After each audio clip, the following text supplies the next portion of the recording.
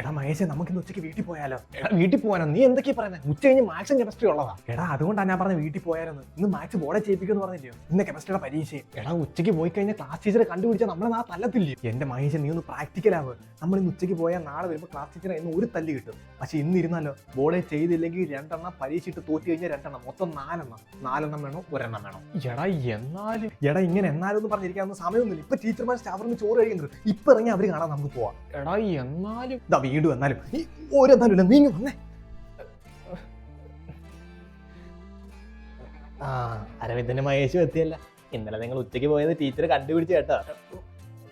അതിനുള്ളത് ഇന്ന് ടീച്ചറിന്റെ ഇത് കിട്ടും. അയ്യോ, കിട്ടുന്നത് ഞങ്ങൾ അങ്ങ് വാങ്ങിച്ചോണം. നമ്മൾ ഇന്നലെ ഇവിടെ ഇരുന്നായിരുന്നെങ്കിൽ 4 എണ്ണം കിട്ടിയാണ്. നമ്മൾ പ്രാക്ടിക്കലായിട്ട് ചിന്തിച്ചോണ്ടി 4 എണ്ണല്ലേ കിട്ടത്തുള്ളൂ.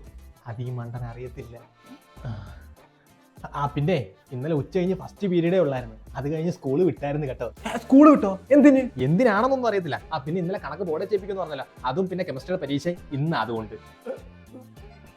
ഇന്നെന്തായാലും നിങ്ങൾക്ക് ക്ലാസ് കട്ട് ചെയ്യാൻ പറ്റത്തില്ലല്ലോ. അതെന്താ? ഇന്ന് കണക്കും കെമിസ്ട്രി രാവിലെയാ. പ്രാക്ടിക്കല്. അപ്പൊ ഇന്നലെ ഉച്ചയ്ക്ക് പോയിട്ട് ഒന്നുകൂടെ കൂട്ടി 5 എണ്ണം.